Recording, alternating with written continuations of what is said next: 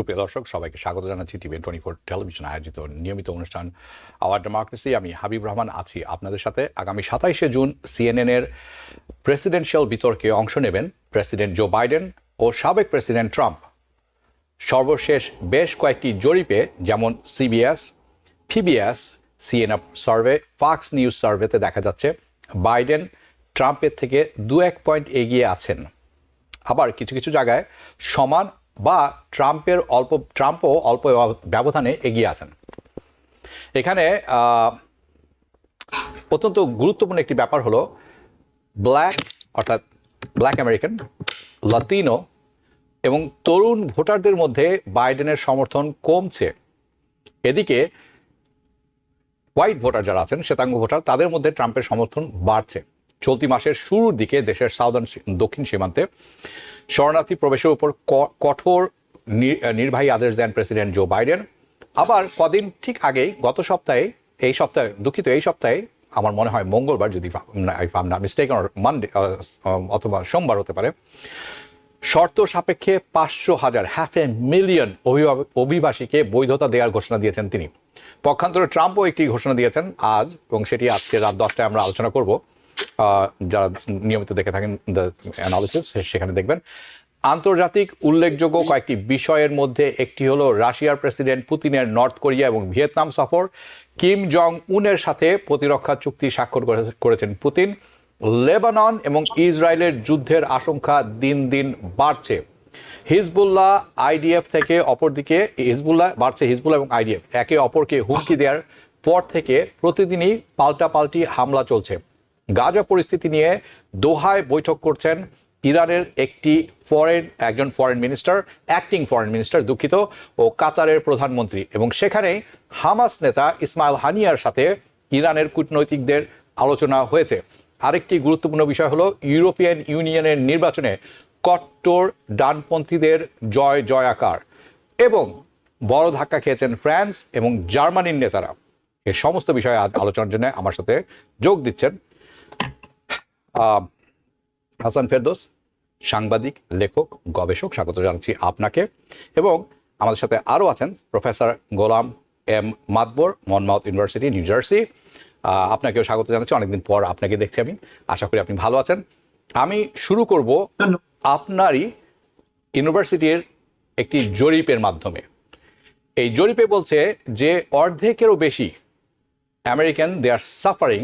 আমরা স্ক্রিনেও দেখব এটি আপনার ইউনিভার্সিটি, আপনি যে ইউনিভার্সিটির প্রফেসর, সেখানকারই একটি শাখা থেকে এটি প্রকাশ করা হয়েছে, এবং আমি এটির কপি পেয়েছি। আমি তুলে ধরলাম একটি অংশ। ফুল স্ক্রিনে যদি আমরা দেখাতে পারি, তার জন্য তা সবার জন্য দেখতে সুবিধা হবে, যদি সম্ভব হয় সেটি আমি টেকনিক্যাল টিমকে অনুরোধ করলাম। এটি বলছে বেশিরভাগ লোকই বাইডেনামিক্স সম্বন্ধে খুব একটি হ্যাপি নন, তারা খুব খুশি নন, এবং সবাই কম বেশি স্ট্রাগল করছেন। এবং এটিতে বিভিন্ন ক্যাটাগরি তুলে ধরা হয়েছে, যে ক্যাটাগরি আপনি এখন দেখছেন। ইনফ্লেশন একটি, ইকোনমিক একটি, এভরিডে ডেইলি যে বিল আছে সেটি, হাউজিং আছে এর মধ্যে, কলেজ টিউশন, বিভিন্ন বিষয় নিয়ে আসা হয়েছে। এবং তাতে দেখা যাচ্ছে বেশিরভাগ ভোটার বলছেন যে ন্যাশনালি তারা স্ট্রাগল করছেন, সংগ্রামে রত আছেন, or for the stable economy, or the focus আমরা কি সঠিক পথে আছে কিনা। এবং তাদের ফোকাস ছিল প্রাইস ইজ ভেরি হাই, অর্থাৎ ইনফ্লেশন ইজ ভেরি হাই। আমি এই ব্যাপারটি আপনার কাছে শুনবো, আপনি এটি কেমনভাবে দেখেন, এবং এটি আসলে কতখানি গুরুত্বপূর্ণ ভূমিকা রাখে এই যে সামনে নির্বাচন আসছে নভেম্বরে, বাইডেনের বিপক্ষে কতখানি এটি যাবে, এবং তার আসলে এই মানুষ কেন এরকম মনে করছেন। কিন্তু কারণ পরিসংখ্যান বলছে we are doing fantastic, GDP growth is good, unemployment is record low, banking sector is healthy, inflation লক্ষ্যমাত্রার দিকে যাচ্ছে বা কমে আসছে। তথাপি আমরা এটি দেখছি, শুনবো আপনার কাছে। ধন্যবাদ। অলসো আমাকে ধন্যবাদ আমাদের বিশ্ববিদ্যালয়ের জরিপটা এখানে সবার সাথে শেয়ার করার জন্য। আসলে দেখুন, এই জরিপটা করা হয়েছে যে বিভিন্ন হাউসহোল্ড বা household head, or definitely the people of maybe different stripes, different background এর।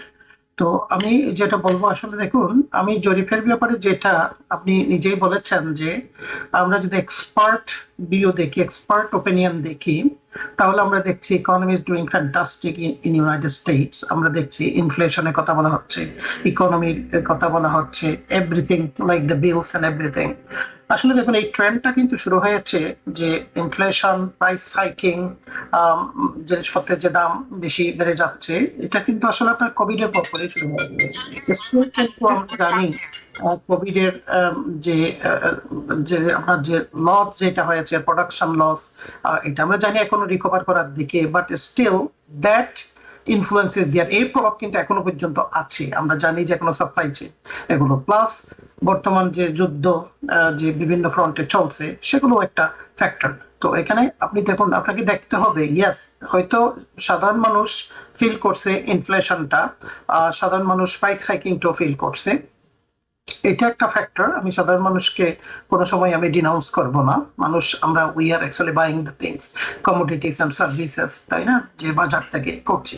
কিন্তু এট দ্য সেম টাইম আপনাকে দেখতে হবে কোন কনটেক্সটে। কনটেক্সট ইজ ভেরি ইম্পর্টেন্ট, যেটা আমি কিছুটা বললাম যে এখানে কিছু ব্যাপার আছে, যে কোভিড এর কথা বললাম, বা যে বর্তমানে যে আপনার work situation, productivity loss, these are the factors as well.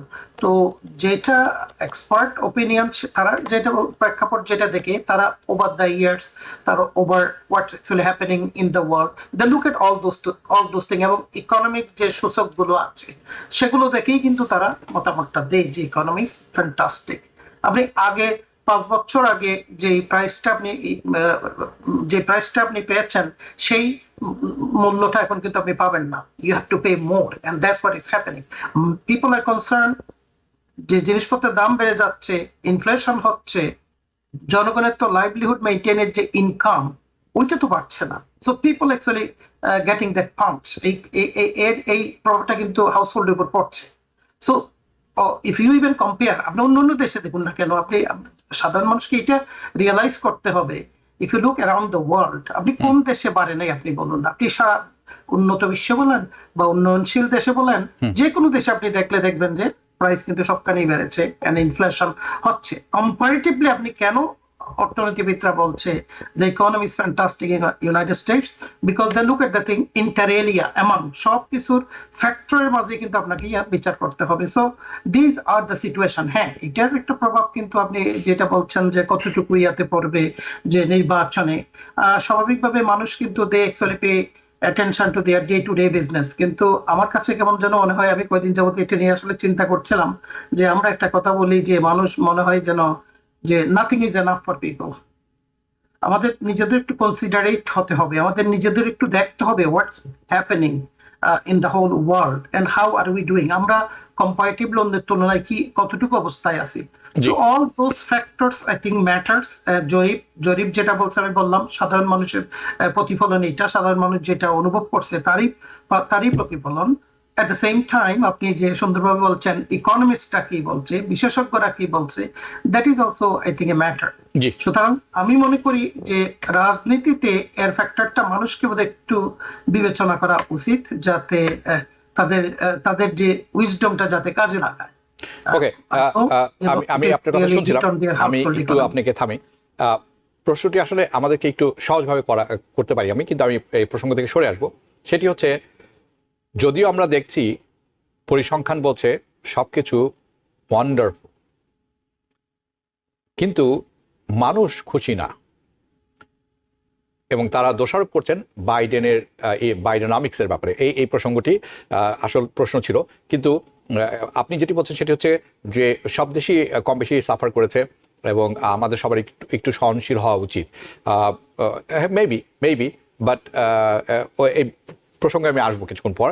আমি হাসান ফেরদৌস আপনার কাছে চলে যাব। আমার প্রশ্নটি হবে এরকম, আমরা সবাই জানি যে আগামী 27শে জুন প্রেসিডেন্সিয়াল ডিবেট হতে যাচ্ছে ট্রাম্প এবং বাইডেনের মধ্যে। এটি হবে CNN সেন্টারে, যেটি জর্জিয়াতে, অ্যাটলান্টা জর্জিয়া। কাউকে এখানে কারো অনুমতি নেই সেখানে যাওয়ার, এটি একটি ব্যাপার। বাইডেনের যথেষ্ট বয়স হয়েছে, এবং সেটি আমরা দেখছি the cognitive dissidents, and Trump বয়স হলেও যথেষ্ট ফোর্সফুল কথাবার্তা বলে থাকেন এবং শক্ত সমর্থক মনে হয় তাকে। ইয়াস, ক্রেজি, আমার মনে হয় এটি কেউ ডিসএগ্রি করবে না।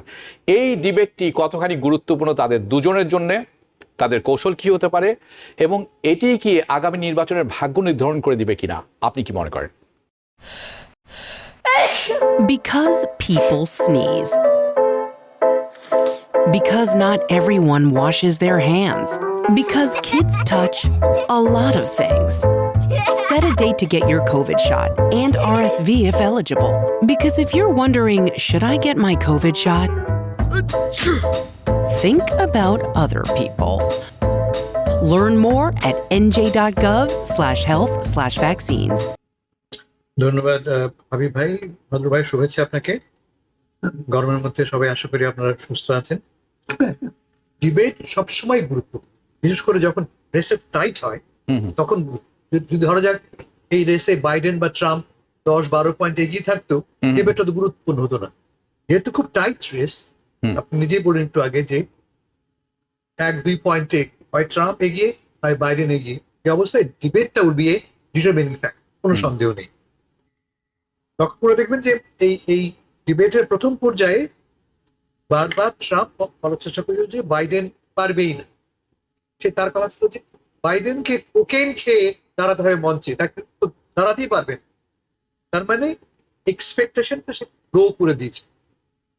যখন সে বুঝলো যে এক্সপেকটেশন গ্রো হয় এবং বাইডেন পারফর্ম করে, তার জন্য খুব ক্ষতিকর হবে, সে এখন তার সুরটা বদল শুরু করেছে। যেমন আজকে সে বলেছিল না বাইডেন খুব ভালো ডিবেট করে, আমি তার ডিবেট দেখেছি, খুব অসাধারণ ডিবেট। মানে এই যে এই খেলাটা সে খেলছিল এতদিন পর্যন্ত, বাইডেনকে সে ছিল করছিল, ও তো হাঁটতে পারে না, কথা বলতে পারে না, পড়ে যায়, কথা জড়িয়ে যায়, তা এখন বদল করছে যাতে করে বারটা তার জন্য কমিয়ে আনতে পারে সে।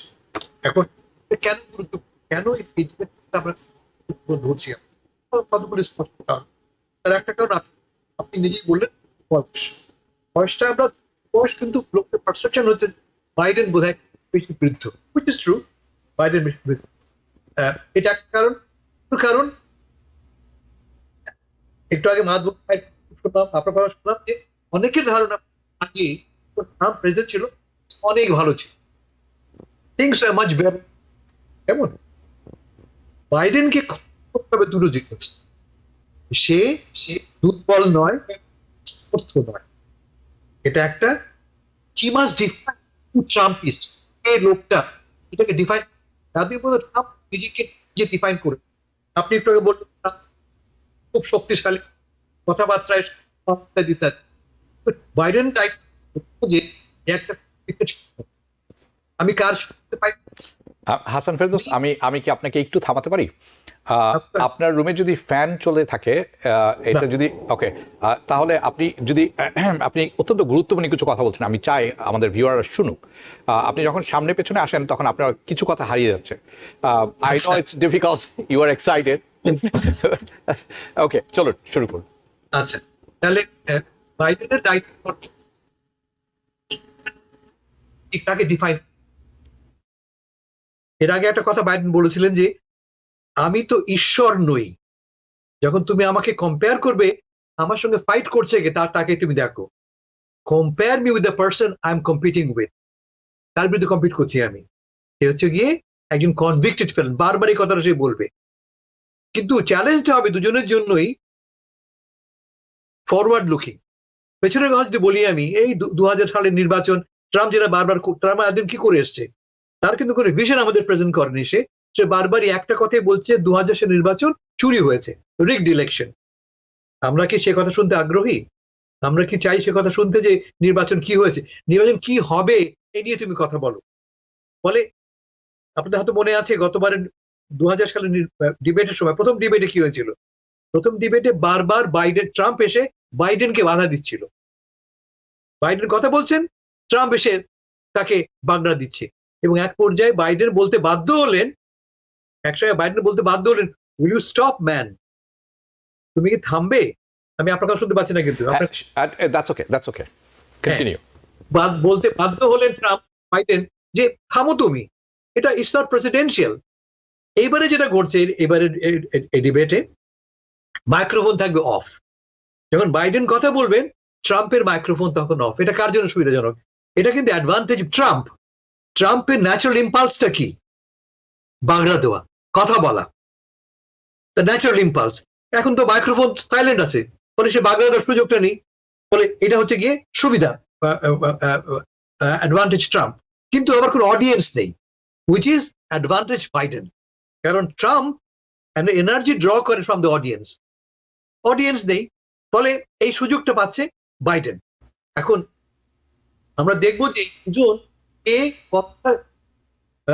স্পষ্টভাবে, সূক্ষ্মভাবে, সরাসরি আমাদেরকে বুঝিয়ে বলে 2024 সালের নির্বাচনের পরে তাদের চোখে কি কি বিষয় মুখ্য, কিভাবে তারা দেশটা চালাবে, কি কি চ্যালেঞ্জ সামনে আমাদের আছে, and what are the solutions. আমরা ট্রাম্পের কাছ থেকে কোনো সলিউশন পাইনি। আমরা ট্রাম্পের কি বলছে? ট্রাম্প যে আমেরিকা বিশ্বের সবচেয়ে নোংরা দেশ, সবচেয়ে খারাপ দেশ। যেমন ধরা যাক তাদের কনভেনশন জুলাইতে হবে মিলওয়াকিতে, সে কি বলছে? সবচাইতে খারাপ শহর Milwaukee.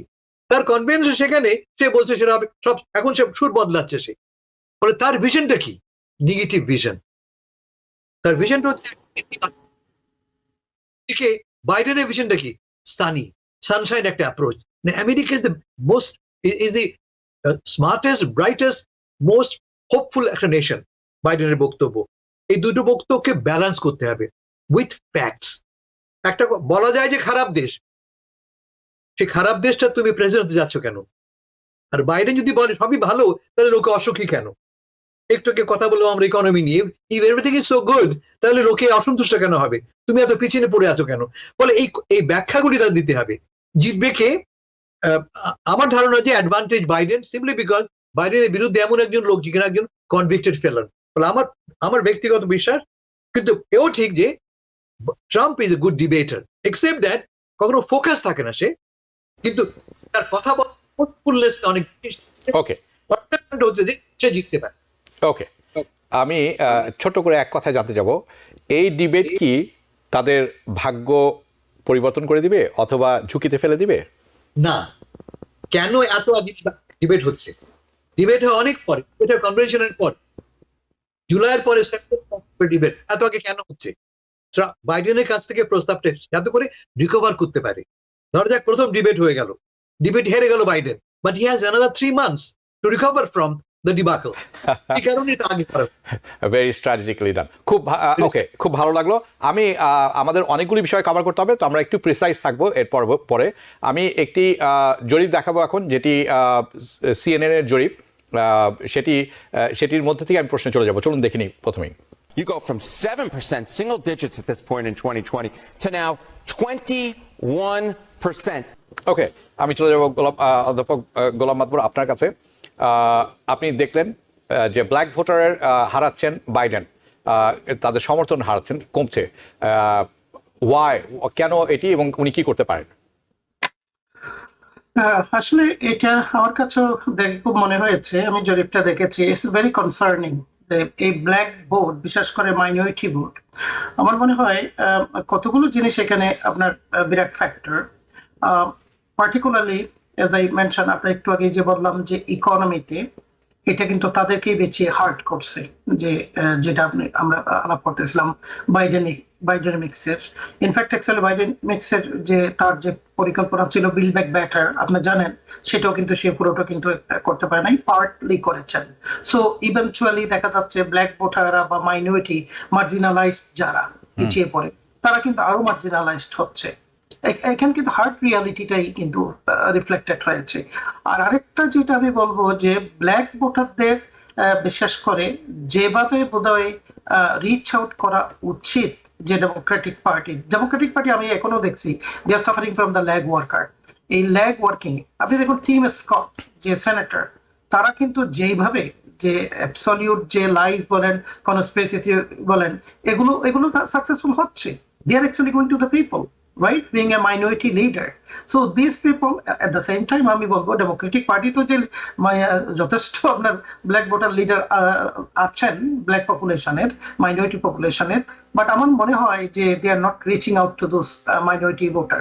So that is the main problem. And other thing also, I think মানুষ যেটা বিশেষ করে গাজার ব্যাপারটা, আপনি সাধারণ মানুষ বলেই আপনি তাদেরকে করবেন না, গাজার ব্যাপারটা নিয়ে কিন্তু আসলে overall general population, black voter as a part of the general population, এটা নিয়ে কিন্তু অনেকেই খুব ক্ষুব্ধ। আপনি জানেন এখন বোধহয় 38,000 এর কাছে, 37,945 some people already killed.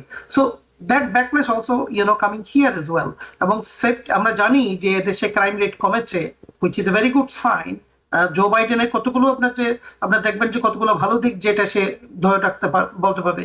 Economy, আপনি যে ক্রাইম রেট কমেছে, কিন্তু এট দ্য সেম টাইম আমার মনে হচ্ছে যে এই যে লুজিং, আপনি দেখুন 3% থেকে 37%, it's a great concern. That means সেখানে কি হচ্ছে, অর্থাৎ এই যে আমি যে প্রসপারিটি গুলো বললাম, অ্যাচিভমেন্ট গুলো বললাম, এগুলো বোধহয় তারা ঠিক মতো জনসাধারণের কাছে পৌঁছাতে পারছে না লিডার গুলো। So leader got to be more proactive in order to get away with this situation. Otherwise, I think this is a grave concern. Amra jani minority vote is very essential for Joe Biden. So Joe Biden এর এটা যদি আপনি করতে না পারে, resolve করতে না পারে, এটা একটা আসলে বিরাট শঙ্কা হবে যে ইলেকশনে জো বাইডেনের। ওকে, ধন্যবাদ আপনাকে। আমি হাসান ফেরদৌস আপনার কাছে যাব।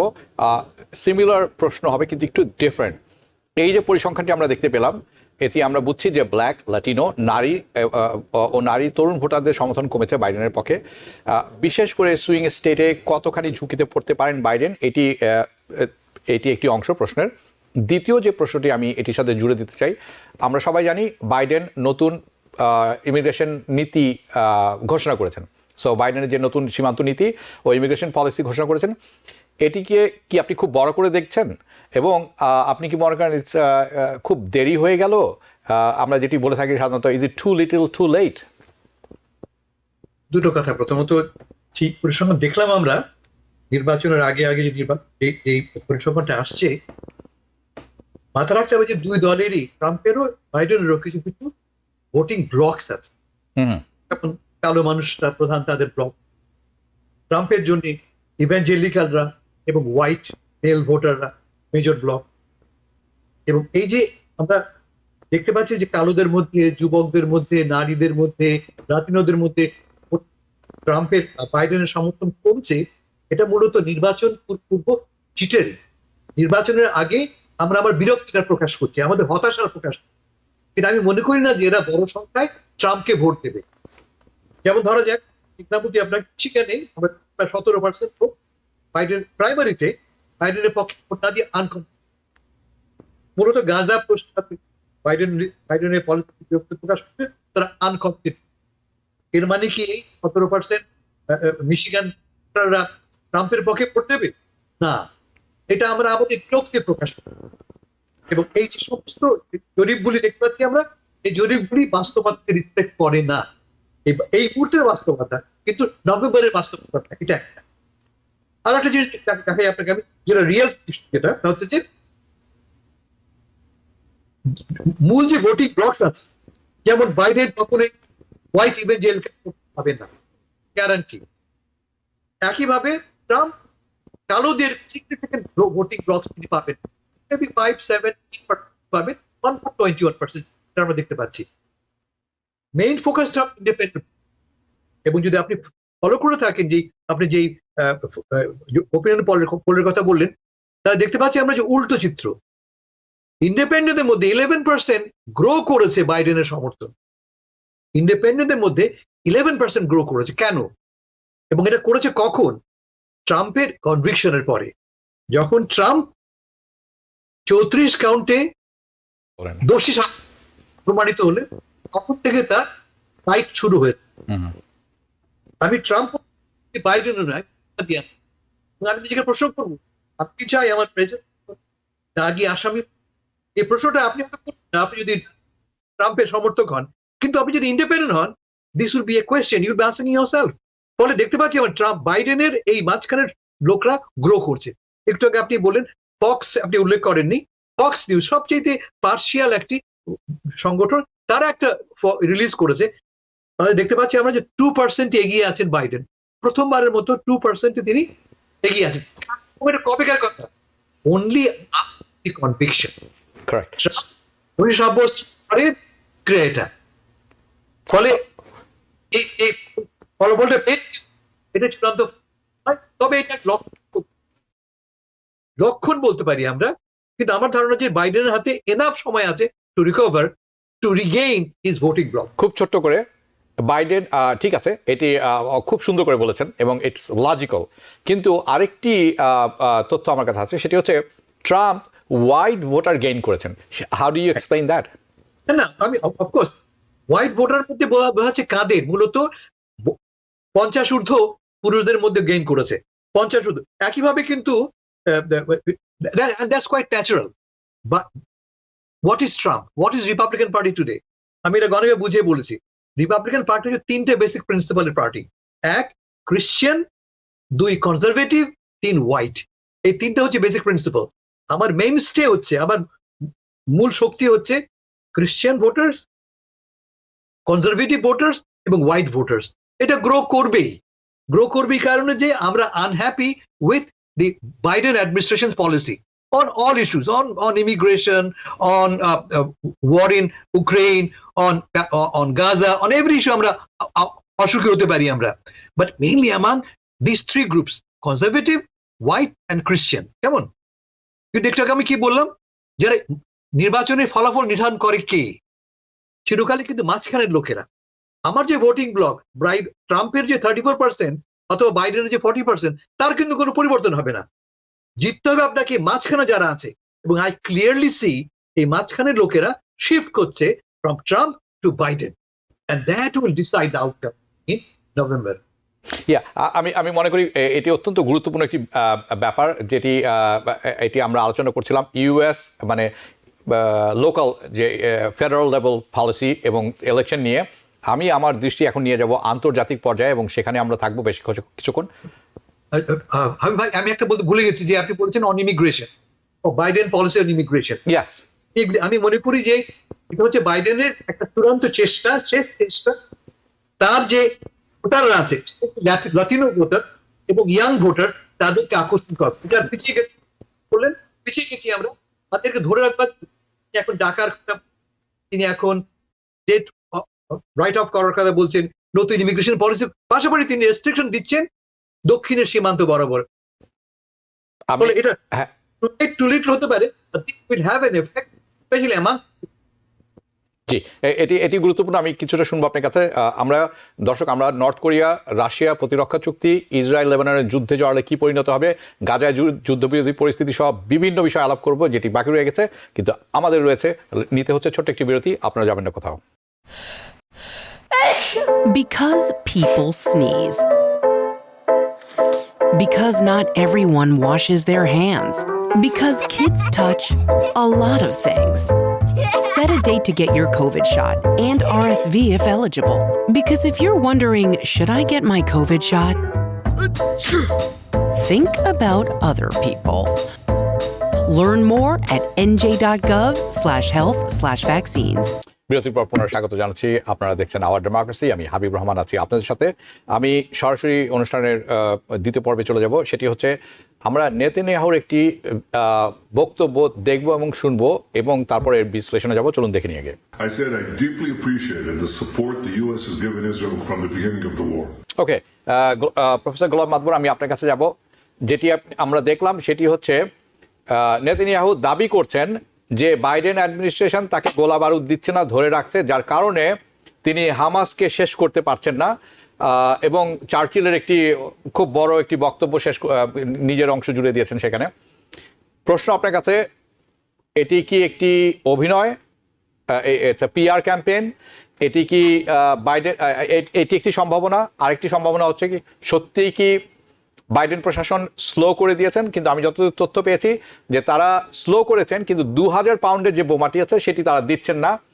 এটি একটি ব্যাপার। তৃতীয়টা, মোর ইম্পর্টেন্ট, এই কথা বলার পর আমরা জানি যে ইসরায়েলি যে পলিটিশিয়ানস আছেন, জুইশ স্পেশালি জায়নিস্ট পলিটিশিয়ান, তারা তাদের স্বার্থ আদায়ের জন্য যে কোনো কিছু করতে পারে।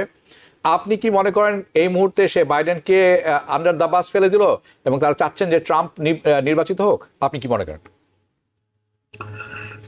আসলে দেখুন, এটা নাথিং নিউ অ্যাবাউট নেতানিয়াহু। সে তো প্রথম থেকেই বলছে যে তারা কোনো সময় থামবে না যতক্ষণ পর্যন্ত তারা হামাসকে নির্মূল করতে পারবে না। আপনি দেখুন, কিছুদিন আগে কিন্তু তার যে বিশেষজ্ঞরা, মিলিটারি বিশেষজ্ঞরা, আইডিএফ এর রিপ্রেজেন্টেটিভ সবাই মিলে বলেছে ইটস নট পসিবল, যে হামাসকে নির্মূল করা ইটস নট পসিবল। সুতরাং তার নিজের দেশে তার যারা যুদ্ধ করছে তারাই বলছে। এখন দেখুন, সে কিন্তু যে যুক্তরাষ্ট্রের কথা বলছে, ব্লিংকেনকে পর্যন্ত সে প্রশ্ন করে কথা তুলছে। I hope that they are doing it sincerely. সেখানে সিনসিয়ারিটির অভাব। দেখুন, পুরো জিনিসটা কিন্তু একটা কোভার্ট, অনেকটা কিন্তু ফিশি, অনেকটা কিন্তু রহস্যময়, যেভাবে আমরা এই দিক থেকেও শুনছি বা ইসরায়েল থেকেও শুনছি। তো বিশ্বাস করা খুবই ডিফিকাল্ট, কারণ ইউনাইটেড স্টেটসও যেভাবে বলে সেভাবে কিন্তু অ্যাকশনটা আমরা দেখি না। এবং কালক্ষেপণ, সবচেয়ে বড় কথা এখানে স্ট্র্যাটেজি এইটা নিছে যে সময়ক্ষেপণ করবে, এবং এর ভিতরে কিন্তু ইসরায়েল আইডিএফ যা যতটুকু দরকার সেটা করবে। এখন দেখুন তারা কত বড় ডেঞ্জারাস, যে এখন নর্থ ফ্রন্টে ইসরায়েল অর্থাৎ লেবাননে হিজবুল্লাহর সাথে যেটা, সেখানে আরেকটা ওয়ার কিন্তু আপনার ওপেন করছে। ইউনাইটেড স্টেটস অলরেডি কিন্তু আপনার ইউক্রেন নিয়ে একটা যুদ্ধ হচ্ছে, এখন গাজা, এখন গোয়িং ফর। সো তার যে প্লি, তার যে আবেদন, যে সে আশা করে যুক্তরাষ্ট্র সিনসিয়ারলি উইনস্টন চার্চিলের যে রেফারেন্স দিয়ে সে কথা বলছে, well we have to not see, যারা তাদেরকে শেষ করতে হবে, that's what he is trying to say. কিন্তু আপনি দেখুন তার দৃষ্টিতে হামাসের কথা বলছে, but Hamas was elected government in that, the province, like in that area, like the Gaza, compared to what you're thinking about the Hitler বাহিনী. So that's a wrong comparison. কিন্তু সে যেটা বলছে এটা আসলে বাইডেনকে একটা, কিন্তু আপনি সবচেয়ে বড় একটা প্রবলেমে ফেলে দিয়েছে আন্তর্জাতিক ভাবেও। কিন্তু এই লোকটা, এবং এই লোকটা হিজ নট, তার নিজের দেশে তার নিজের অনেকগুলো মিনিস্টার কিন্তু আপনার দেখেন রেজিগনেশন দিয়েছেন, তার ডেমনস্ট্রেশন হচ্ছে, এবং যারা হস্টেজ তারাও কিন্তু ডেমনস্ট্রেশন করছে। But he said that I have to finish the job, এবং এই যে প্যাকেজটা কিন্তু সে সেল করতে চাচ্ছে যুক্তরাষ্ট্রের কাছে, যেটা হচ্ছে বাইডেনকে একটা বেকায়দায় ফেলে দিয়েছে। হ্যাঁ, বাইডেন কিন্তু এতদিন কিন্তু ক্ষমতার থেকে চলে যেত যদি এই দেশটা বোধ রিপাবলিকান এবং Democratic party in one opinion, one recommendation about Israel. So যার ফলে কিন্তু সে এদেশ কিন্তু ঠিকই আছে। Otherwise what they are doing, যে অস্ত্রগুলো দিয়ে এত নিরস্ত্র মানুষকে মারছে আন্তর্জাতিক ভাবে, আপনি দেখুন কনভিকশন হচ্ছে, তারপরেও কিন্তু আপনার দেখুন যে এখনো এদেশে কিছু হচ্ছে না, বিকজ আপনি মনে করছেন যে মানে নেতানিয়াহুর এটি একটি ষড়যন্ত্রমূলক উদ্দেশ্য, বাইডেনকে টাপল করার এটি উদ্দেশ্য হতে পারে বলে আপনি মনে করেন? ওকে, ইনস্টিগেট করা আর কি, আরো আমাদেরকে ট্যাক্স পেয়ারদেরকে আরো বিপদে ফেলা। হ্যাঁ, মানে কে কার ক্লায়েন্ট স্টেট বোঝা মুশকিল। আমেরিকা ইসরায়েলের ক্লায়েন্ট স্টেট না ইসরায়েল আমেরিকার ক্লায়েন্ট স্টেট বোঝা মুশকিল এই বক্তব্য থেকে।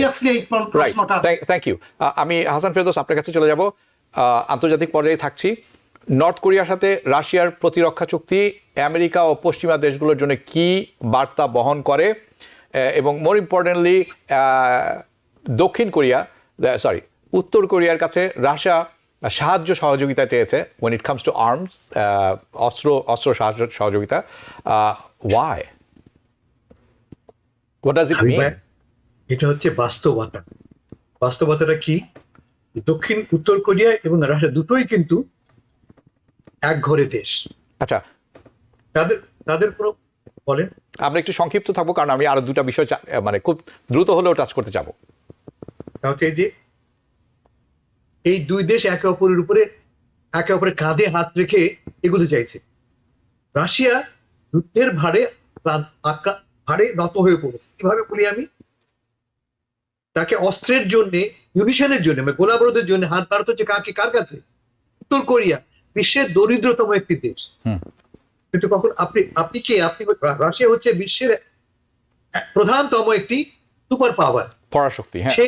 সে একটি ফ্যাট নিয়ে গেছে, ভিক্ষার পাত্র নিয়ে গেছে কার কাছে? দরিদ্রতম দেশের কাছে। What does it tell you? Tell you only one thing, ভালো অবস্থায় না। এটা একটা ব্যাপার। আর দুই হচ্ছে যে মূল এটা ভয়ের কারণ, ইট রিভাইভস ওল্ড ওয়ার, 50 দশকের যুদ্ধ। লক্ষ্য করে দেখবেন হয়েছে রাশিয়ার সাথে কোরিয়া, এক নম্বর কাজ করবে সর্বাত্মক সাহায্য করবে, যে কোনো মাধ্যমেই হোক সাহায্য করবে। দুটো দেশে কিন্তু নিউক্লিয়ার পাওয়ার, দু দেশেরই পারমাণবিক অস্ত্র আছে। সর্বাত্মক অস্ত্র সাহায্য করার মানেটা কি? পারমাণবিক অস্ত্র দিয়ে হলেও সাহায্য করবো আমি। প্রাইমারি টার্গেট কে? প্রাইমারি টার্গেট হচ্ছে গিয়ে দক্ষিণ কোরিয়া। আপনি দেখেছেন গতকাল স্পষ্ট করে বলেছে পুতিন, ধমক দিয়েছে দক্ষিণ কোরিয়াকে, তুমি যদি অস্ত্র পাঠাও ইউক্রেনকে, নর্থ কোরিয়া তোমাকে আক্রমণ করতে পারে, কিন্তু কারণ সে আমার অ্যালাই, এই যুদ্ধে আমার অ্যালাই। পশ্চিমকে কি বলছে? তোমার অস্ত্র তুমি পাঠাচ্ছ ইউক্রেনকে, আমিও কিন্তু আমার অস্ত্র আমার অ্যালাইদের দিতে, আমার মিত্রদের দিতে পারি, যে অস্ত্র তোমার বিরুদ্ধে আঘাত হানতে পারে। তার মানে কি দাঁড়ালো? শীতল যুদ্ধের এই যে অ্যান্টেনাটা আরো চাঙ্গা করে দেওয়া হলো, আমরা আরো পারলো। জি, আমি আসছি আপনার কাছে। আমি একটি প্রসঙ্গ আনবো, সেটি হচ্ছে Saudi Prince, crown Prince MBS নামে পরিচিত মোহাম্মদ বিন সুলতান, উনি একটি বক্তব্য দিয়েছেন। চলুন সেটি আগে দ্রুত দেখে নেওয়া যাক। سمو الدولة تؤكد المملكة رفضها القاطع لاستمرار العدوان والاحتلال والتهجير القسري لسكان غزة كما تؤكد প্রফেসর গোলাম মাদবর, আমি আপনার কাছে যাব। এই প্রথম MBS কে আমরা দেখলাম প্রকাশ্যে এই ধরনের বক্তব্য দিতে, যে নেতানিয়াহু এবং তার সরকার ক্রিমিনালি রেসপন্সিবল ফর দিস, তাদেরকে এই সিজ শেষ করতে হবে, ফিলিস্তিন রাষ্ট্র প্রতিষ্ঠা করতে হবে, 1967 বর্ডারে ফেরত যেতে হবে, এবং জেরুজালেম হবে তার ক্যাপিটাল। আপনার হাতে থাকবে লেস দ্যান এ মিনিট। দেখুন, আসলে এই কথাটা কিন্তু আমরা আশা করছিলাম যে MBS বলেন বা মিডল ইস্টের কান্ট্রিজ গুলো বলেন বা ইনক্লুডিং ইজিপ্টের কথা বলেন, এইগুলো কিন্তু এখন এই শেষ মুহূর্তে 38,000 লোক মারা যাওয়ার পরে এই কথাগুলো বলছে। এই কথাগুলো কিন্তু আগে, কিন্তু তিনটা কথা সে বলছে, আপনি দেখুন। সে বলছে যে occupation must have to end, settlement must have to end two state solution. একটা ছোট বাচ্চাও যে প্রবলেমটা যাচ্ছে এখন যে এই পর্যন্ত, এই without this two state the problem is going to solve. তো এই যে OIC কান্ট্রি গুলো এবং যে মুসলিম যে অন্যান্য কান্ট্রি গুলো এই শেষ মুহূর্তে এসে আফটার লুজিং অল দোজ, আমার কাছে এটা হচ্ছে একটা ইউজলেস মনে হচ্ছে, but still he is advocating and still he is talking. তাদের কিন্তু একটা বিরাট একটা সে আছে। আমরা জানি যে মিডল ইস্টে particularly being also close ally to the United States, so this is at least বোধোদয় হয়েছে বা শেষ মুহূর্তে হলো একটু কথাটা বলেছে। ওকে, ধন্যবাদ আপনাকে। আমি জানি আরো অনেক কিছু বলার ছিল। হাসান ফেরদৌস, আমি একটি বিষয় স্কিপ করে যাব। ইসরায়েল লেবাননের যুদ্ধে জড়ালে কি পরিণতি হতে পারে, এটি হয়তো আরেকদিন আলাপ করবো আমরা, আমাদের হাতে সময় নেই। কিন্তু গাজায় যুদ্ধবিরতি পরিস্থিতি শীতলের চেষ্টা করছে কাতার, ইরান, ইজিপ্ট, হামাসের সাথেও তাদের আলোচনা চলছে। কিন্তু ইসরায়েলকে থামানোর ক্ষমতা কি তাদের আছে কিনা, এবং আসলে সেখানে হচ্ছে কি? আপনার হাতে 1 মিনিটের মতো সময় থাকবে। আমি MBS কথা ধরে বলি, এই কথা শুধু কথার বলা কথা, মানে কথাই শুধুমাত্র, এর কোনো ওয়েট ক্যারি করে না। তার কারণ MBS এবং মধ্যপ্রাচ্যের এই দেশগুলি, গালফ কান্ট্রিগুলি কিন্তু দীর্ঘদিন থেকে গোপনে গোপনে ইসরায়েলের সঙ্গে চুক্তিতে আবদ্ধ। তারা দীর্ঘদিন থেকে একসাথে কাজ করছে। কি মূল লক্ষ্য এই মুহূর্তে এই মধ্যপ্রাচ্যের দেশগুলি? একদিকে তারা চায় ইসরায়েলের সঙ্গে সম্পর্ক, অন্যদিকে সৌদি আরব চাইছে কি আমেরিকার কাছ থেকে টেকনোলজি সংগ্রহ করে আণবিক অস্ত্র উৎপাদনের সুযোগ, আণবিক শক্তি উৎপাদনের সুযোগটা বাড়ানো। মূল লক্ষ্য নিজেকে ডিফেন্ড করা। যে কথা আমরা শুনলাম MBS এর কাছ থেকে, একটি আমাদের উদ্দেশ্যে বলা, একটি উদ্দেশ্য বলা তার দেশের লোকের উদ্দেশ্যে। দেশের লোক অসন্তুষ্ট, খুব অসুখী যে তোমরা কিছুই করছো, তোমরা কোন কিছুই করছো। এখন দেশের লোককে খুশি করবার জন্য, তাদের অসন্তোষকে দমন করবার জন্য MBS এর মতো লোককে এই কথা বলতে হচ্ছে। আমি কানা করিও দাম দিই না, কানা করিও দাম, একটি মাত্র দেশ পারবে। only one country can help the Palestinians, এটা হচ্ছে মার্কিন যুক্তরাষ্ট্র।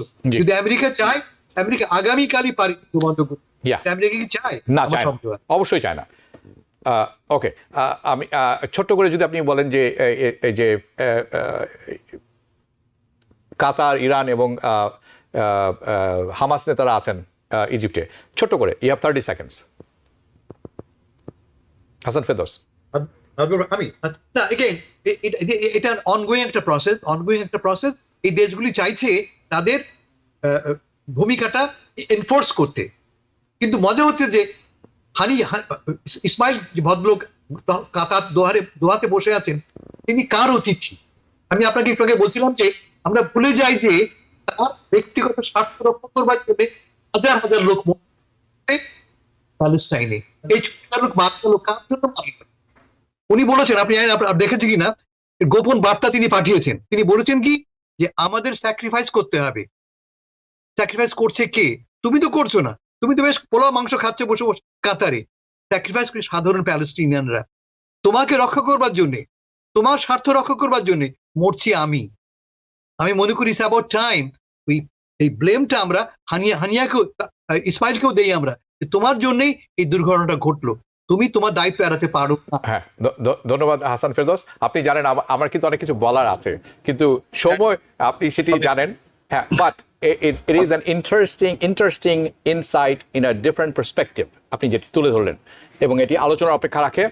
আমি আশা করছি আগামী সপ্তাহে এটি নিয়ে আমাদের ভিউয়ার্সদের আমরা আপডেট করবো। আপনারা দুজনই ভালো থাকবেন। দর্শক, আপনারা এতক্ষণ অনুষ্ঠানটি দেখছিলেন ধৈর্য সহকারে, আপনাদেরকে অসংখ্য ধন্যবাদ। অনুষ্ঠানটি যারা সোশ্যাল মিডিয়াতে দেখবেন পড়েন, লাইক করতে, সাবস্ক্রাইব করতে ভুলবেন না। যে যেখানে থাকবেন ভালো থাকবেন।